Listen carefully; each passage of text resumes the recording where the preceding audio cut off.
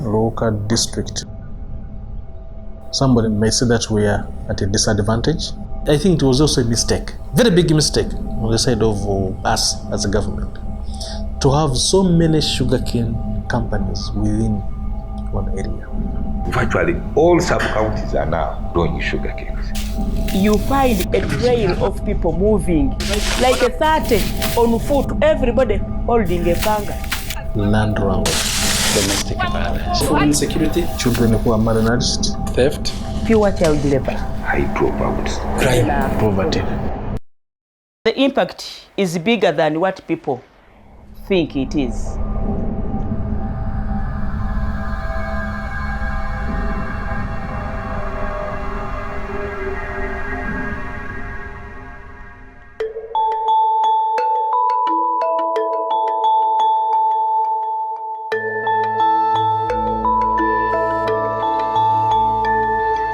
Around 1997, 95 I think, we experienced an outbreak of coffee wilt disease. And that coffee wilt disease devastated most of the coffee chambers. And farmers now were very desperate. They were trying to look for an alternative crop which would give them a livelihood. And at that point, these sugar factories, at that time we had Kakira, was busy recruiting sugarcane outgrowers.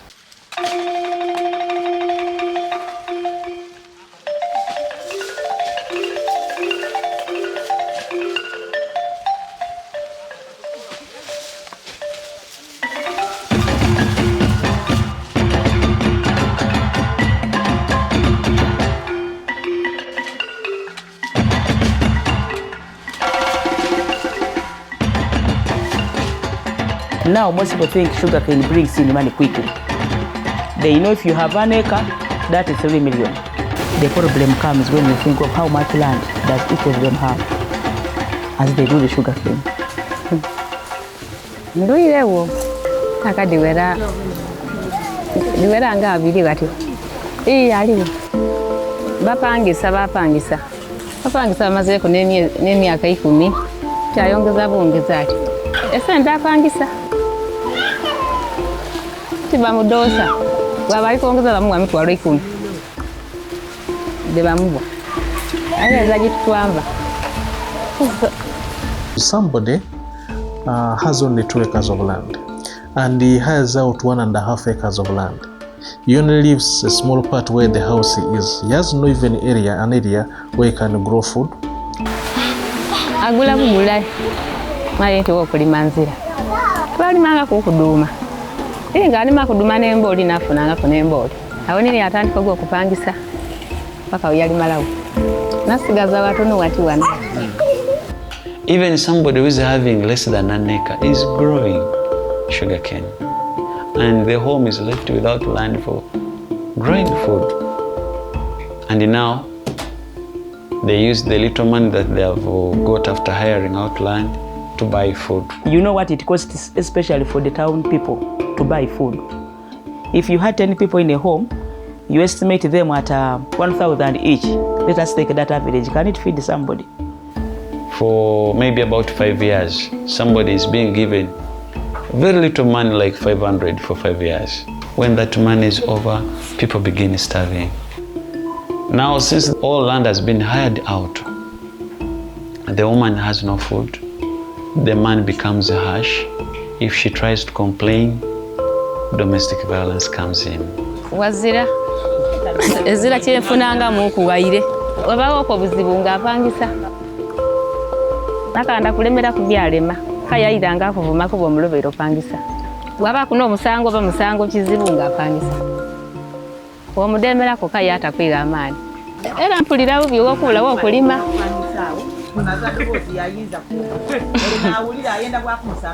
Nze doge byange tawulirisa.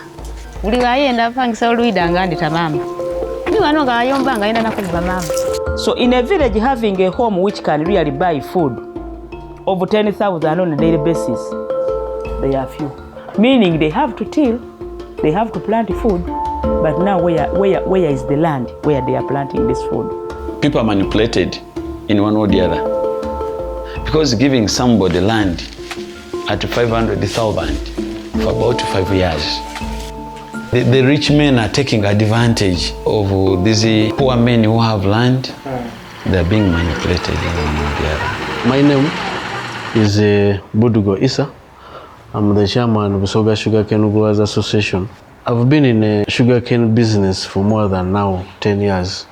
When you say that the amount we are giving to those who have their land is a little money, we don't force them. It is those people who come to us that you see have some 10 acres. You will negotiate. And if the man does not want what you have mentioned, the guy will disappear and I will also disappear. They're not stupid, but they have got their own problems. But we negotiate when we are hiring. After getting the same money for the 1.5 acres, before even the end of the first year, he goes back to the sugarcane grower. So please, can you add me more money? Then you add him more money for 2 cuttings. Those are about 4 years. Now we are talking about 10 years. 90% of my time I spend it on land wrangles. The people you see outside there, all of them because of land. We just realized that someone is hiring out his land for sugarcane for like 8 years. But before the 8 years expire, the man wants money again for school fees. Again, he adds years to the other one. At the end of it all, there is no agreement. The person just takes up the land. After he has spent 12 years on the land. And this man has a family, he has children, and these children must go to school. So that's why you find that some of the children have turned into sugarcane cutters.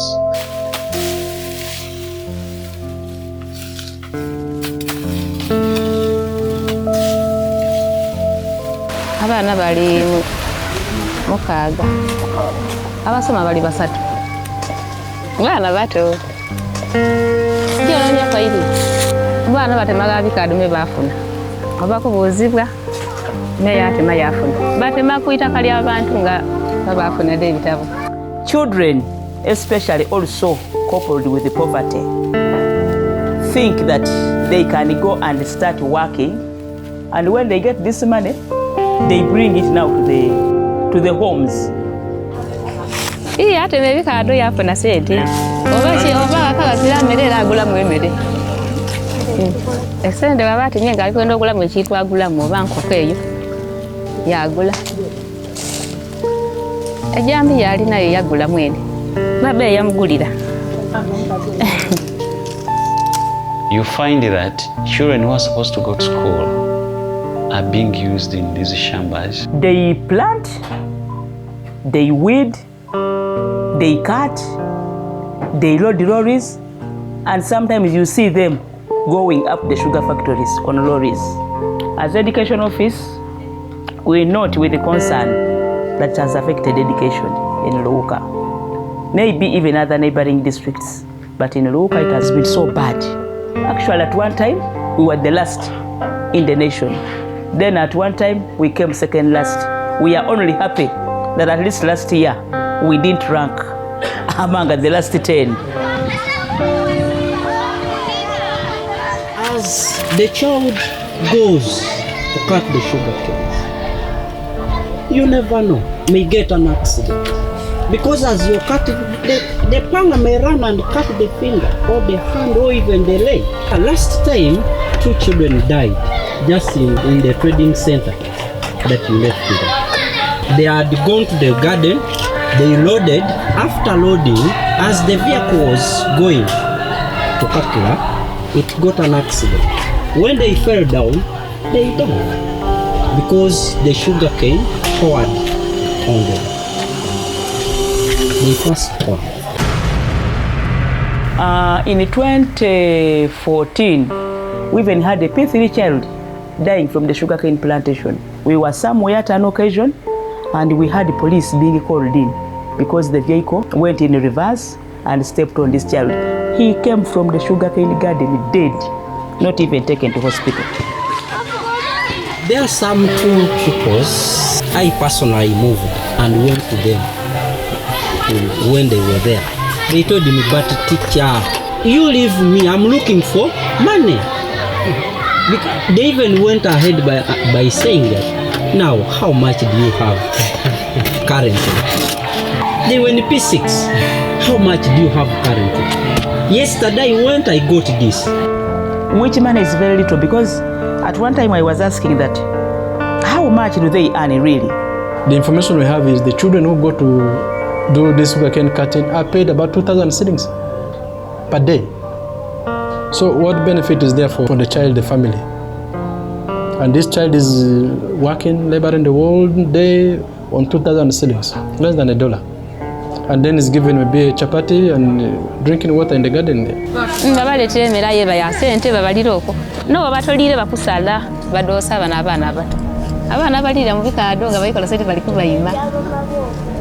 Babata paka na bikuyibula na sente babayima. One time I was even confronted by some of the sugarcane growers. Said, why interfering with our business? I said, why? You know, it is very expensive to engage the matures. Okay?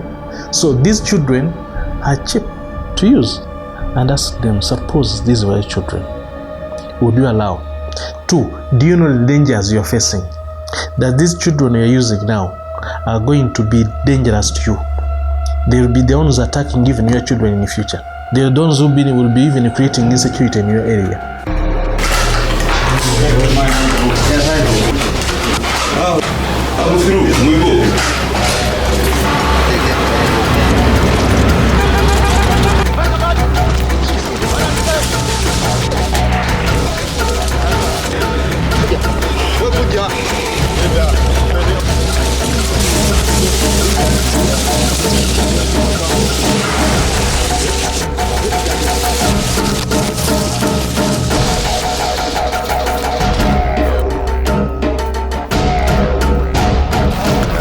Just got a report from one of the ladies, a family member of this plantation. She reported that one of the brothers was cutting his sugarcane, which was divided equally to all the family members. Unfortunately, to her surprise, this morning she was called and told that a cane is being cut by the brother, which cane she had already sold to somebody. That's why we have come and we have got these children. And this is a common happening here in Luuka District. Children are being used even on school days. Now, if they are working, it means they are not only working over the weekend. Some parents actually don't know that their children are going for sugarcane cutting because they live on their clothes and put on top the uniform. There is a way they throw the pangas in their shorts. At one time I was really surprised that I was like, what? A child pulled out a panga like this, and I was, where has it been staying? But for them, they just remove the uniform, fold it, put in a kavera, and enter sugarcane plantation, and they start cutting. Yeah, these are some of the exhibits we have got, and the children, as you can see, they are being paraded there. That is child labor. That's what we are fighting here.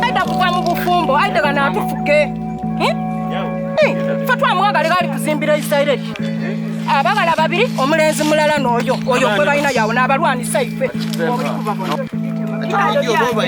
ensonga eri ku kooti twakuwagalya ebikaado anti nze nafunye buyinza kuko. The companies, they don't mind. For them, they are doing their business.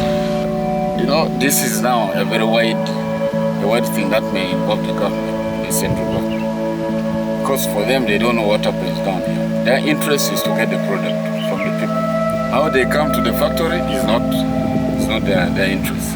To me, the companies are benefiting more. And that is where we say, please, at least give back. Madivan has been giving back.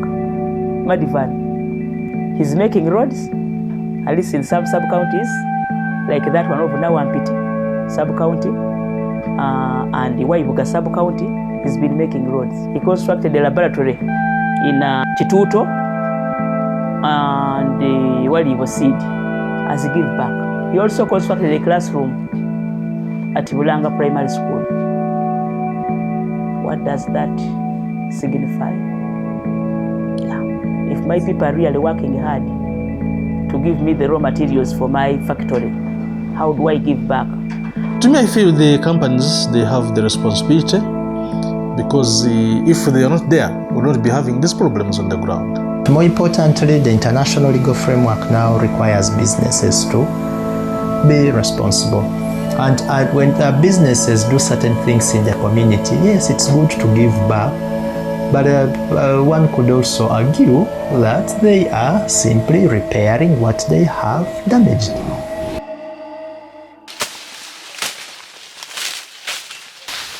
Tulidda twafuna obuzibu okuva ku kampuni ya Kakira. Nti kampuni ekozeisa abantu ebintu byensuubira nti kumpi ebabugaza aye ng'ate tusuubira nti kufuna. Amayina gange nze Makapita, delegate omukiise w'abalimi mu igombola lya Nawampiti nga Nkike Kakira. Mu igombola lya Nawampiti okutwalira ala kumpi ne Busoga yonna tuli balimi ba bikaado n'ekirime ekisinga kuba kinene.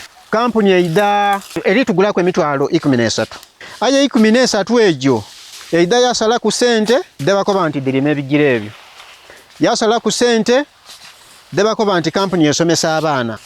Yasala ku sente edo ne sente dizimba amasomero yo yakoba nti etwongereizaako eri kutuzimbira. Aye ife kaya abaidye ekintu ekyo nti abalimi basonda sente buli motoka ejja basala ku esente. Twidi nti ebigire ebyo abalimi bene bikaado nabakola ki nababyerimira. Twidi nti amasomero ago waire tuteera ku obusente sente aira dona sente daki dabalimi.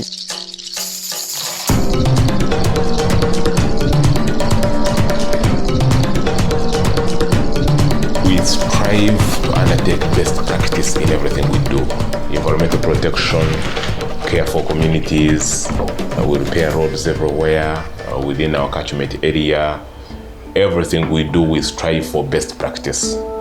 Now, formally, the agreements we formed with farmers whom we aided were such that they cannot be allowed to use children in their fields. They cannot grow sugarcane in a wetland. Otherwise, we would not buy that sugarcane. At that time, at least for the first 20 years, because we were the only people who would buy sugarcane, as we agreed with them, and Rugazi was also developing their own farmers, everything was moving so smoothly. There was no issue of food insecurity, there was no issue of child labor or using up wetlands or cutting down trees, because we would apply sanctions against the violators of the provisions of the agreement. But since, for example, 2010, 11, 12, when these small factories which don't have sugarcane expanded their capacity, what has happened is that there is a lot of competition for sugarcane. And if Kakira says, okay, I can't buy your sugarcane because you cut down a tree, 3-4 factories will be lined up in the compound of the household wanting to buy that sugarcane. So if you are in such an environment, how do you expect the best practices we sustained in the last 20 years to continue being sustained now and for the next 20 years? There's no guarantee. You disorganize the whole industry. We still sign agreements with them, but now he has an agreement with us for 30% of the land, but he has taken on other factories and is growing sugarcane for them as well. Suppose he grows that sugarcane in a wetland for those other factories, would you blame Kakira? Would you blame those factories? Would you blame the farmer? Or will you blame the custodian of the law?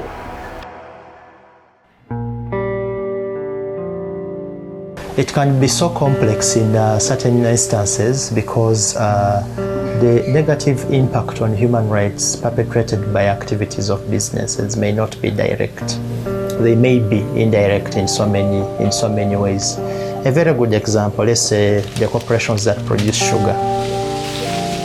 They are not the ones who produce the sugar cane. In some cases, they use outgrowers to produce the sugar cane. but the outgrowers use child labor.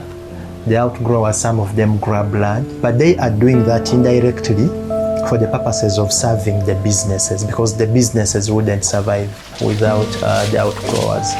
So there is a responsibility then on businesses to follow up to ensure that actually the supply chain, the chain through which they get raw materials, is actually not infringing on human rights.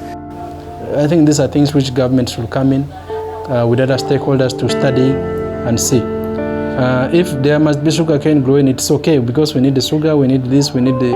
But how much is it going to affect the life of the common man, the common woman? It should be the concern, I think, of everyone. Because if this is not done, at the end of the day, we shall continue having these problems. We shall be in the vicious circle. They will just be running in. So companies cannot be the right people to decide really on this. The primary responsibility to ensure that human rights are respected and protected lies on the state. And the state here includes local governments. So legally, local governments have an obligation. Even when you read our constitution, they have an obligation. When you read the Local Government Act, they have an obligation.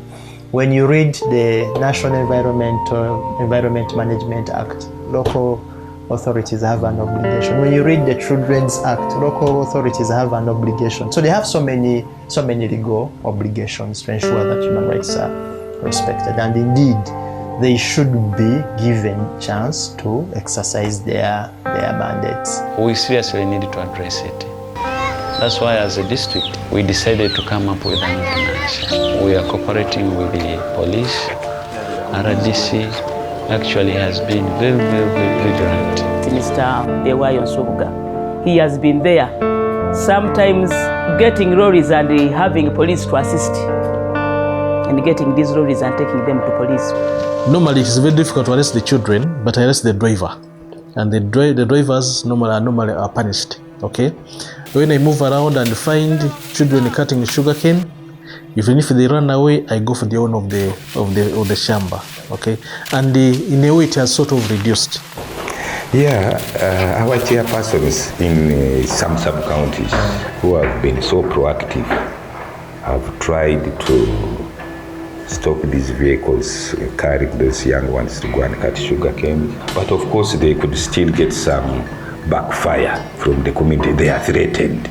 And our RDC has been so keen on that. So he has not had very kind words. We are trying. We have been trying to fight this. As education, we have been making reports. We have been talking with the chairpersons of LC3 and LC1 at the ground. Whenever we go for meetings with the parents, we addressed I think it was in 2015, 2014, when we addressed this with the Chief Administrative Officer, Production Officer, Community Officer, and we said, supposing it became a bylaw passed by the district. But somehow, I think the bylaw didn't take root. If it happened, but I don't think it ever happened. Around about the year 2013, I can't remember the month, we called all these local leaders from 10 districts in Busoga. We held a meeting here at Kakira. I have 76 signatures or so, and we have resolutions. We identified the problem, the impacts which are arising from that problem, and we actually, as local leaders, agreed on some of the things we should be doing. Since then, I have not received a copy from any district showing any ordinance, any bylaws they put in place against child labor, leasing land at a giveaway price, and other impacts which arise. Just a few years ago, we had tried out on coming up with an ordinance to regulate sugarcane cultivation. We had drafted it well. I don't know whether the formulation was not good, how we formulated it. When it was taken to the Solicitor General, it stopped somewhere there, and as if it was crushed. And politically also, our people, the politicians, were fearing for their political survival because those people are very many. I remember one time when Mayuma Devan called the leaders and some technical staff. So when we were there, those leaders of those outgrower scheme threatened our politicians that should you tamper, then we are going to fund your opponents. We've tried to engage them, but they used some rich men within the district to make us weak, the politicians. So as you engage them, you have to be a little bit careful if you are to maintain your seat. They can even come up with a candidate and sponsor that one against you. So we also have that fear. But of course, the biggest challenge that local governments face is funding. They are not adequately funded by the central government, which then leaves them vulnerable to be exploited by businesses. But local governments need to actually be firm and insist on their mandate and their rights. Let me ask myself, because I don't know whether you have the answer. Where did the cotton growing go to be replaced by sugarcane? And why is the coffee dying out to be replaced by sugarcane? Don't you think also in 5 years sugarcane will go to be replaced by another plant? So where will the sugarcane cutters go? Where will the pangers go?